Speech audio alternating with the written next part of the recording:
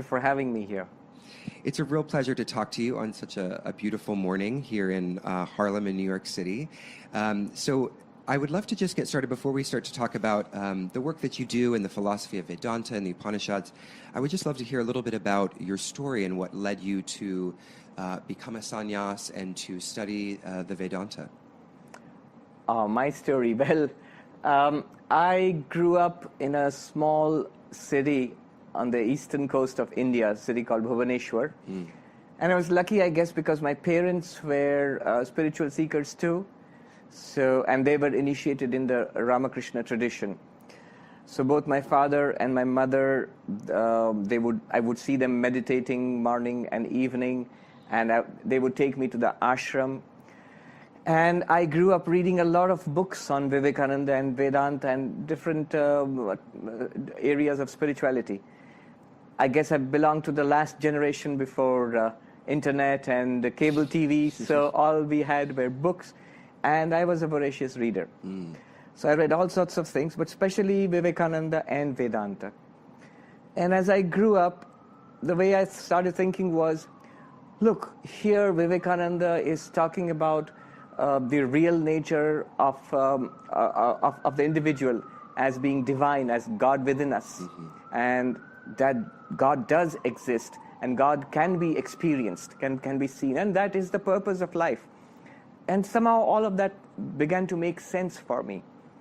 And I used to go to the ashram on my own, sometimes getting scoldings from my mom because I was not neglecting my homework maybe or something. And I remember people telling me, oh, that's for old people. Don't spend so much time in the ashram. You're just a kid. Go and play or study or whatever. But I still remember this old grand aunt of mine who said, don't listen to them. Start young. That's the time to start spiritual seeking.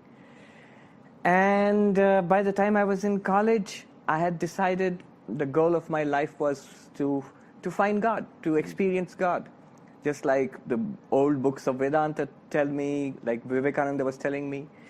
So when I finished college, I didn't waste a single day. I went straight and joined the Ramakrishna mission as a novice. It's called a brahmachari. So I joined in 1994. And I've been a monk ever since, from 1994 onwards. Excellent.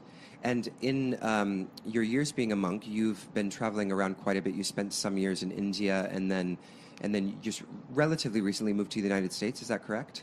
That's correct. From 1994 till very recently, till just about a couple of years ago, I was in India, mostly in our main monastery in Belur Math, which was established by Swami Vivekananda. And after that, I was sent to the Vedanta Society of Southern California to work there. That was last year.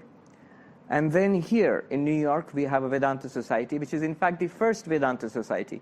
It was established by Swami Vivekananda in 1894, when he came to this country in 1893 to attend the World Parliament of Religions in Chicago. A group of Americans gathered